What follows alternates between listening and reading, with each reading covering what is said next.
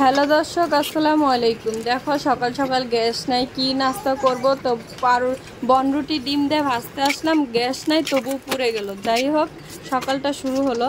তো দেখো আমার আমার ছেলেরা খেলনা দিয়ে খেলতেছে, মানে নতুন গাড়ি তার বাবা রাত্রে কিনে আনছিল, তারা ঘুমিয়ে গেছে, দেখে নাই। সকালে উঠে দেখে অনেকগুলা গাড়ি, প্রায় 3-4টার মতো গাড়ি আনছে। তো এগুলো দেখে তারা এত এত পরিমাণে খুশি হয়েছে।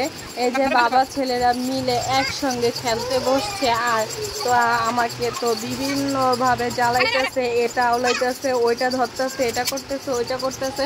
অথচ ওই দিক দিয়ে চুলায় গ্যাস নেই, মাথাটা গরম, কিন্তু দুপুরের খাবার তৈরি করতে হবে। তো দেখো এভাবে বাবা ছেলেরা খেলায় ব্যস্ত, আর এদিকে আমি রান্না করতে চলে আসলাম। তো তাদের তো সময় মতো খাবার দিতে হবে, তো কিছু করার নেই, অল্প গ্যাসেই রান্না করতে হবে।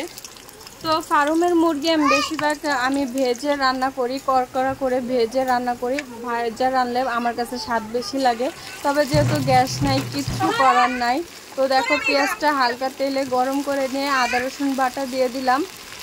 তো এখন আমি পানি দিয়ে দিব, কারণ যেহেতু গ্যাস নেই, আমি আধা ঘন্টা লাগায় পেঁয়াজ ভাজলেও কোনো লাভ হবে না, এত গ্যাস কম।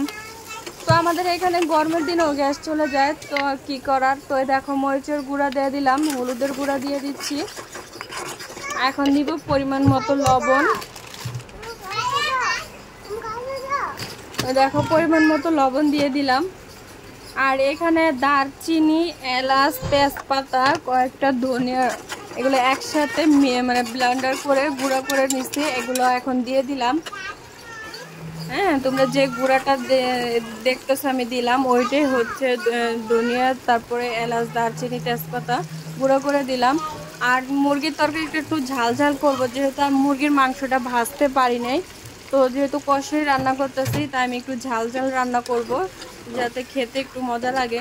বাবারে বাবা, এত গ্যাস কম, আমি যে কতক্ষণ লাগে তরকারিগুলো রান্না করতেছি। তোমরা তো ভিডিওতে দেখতেছো যে কিছুক্ষণের মধ্যে রান্না করা হয়ে গেছে, কিন্তু আমার প্রচুর মানে কষ্ট হয়েছে। কি বলবো, একটা ভিডিও যদি গ্যাস চুলায় না থাকে, একটা ভিডিও করতে গেলে যে কি পরিমাণে কষ্ট হয়, যা ধারণার বাইরে। তো তোমাদের কাছে যদি আমার এই ভিডিওটি ভালো লাগে, প্লিজ চ্যানেলটা সাবস্ক্রাইব করবা, কমেন্ট করবা, লাইক করবা, শেয়ার করবা। আর যেহেতু গ্যাস নিয়ে আমি মুরগিটা ভাজতে পারি নাই, তোমরা কিছু মনে করো না। তাও অনেকে তো কষিয়ে রান্না করে, তো তাদের মতোই আজকে আমি কষিয়ে রান্না করলাম। দেখো আমার পুনারা অনেক শব্দ করতেছে, তোমরা কিছু মনে করো না, ঠিক আছে? তো যেহেতু বাচ্চাদের ঘর, একটু শব্দ তো হবেই।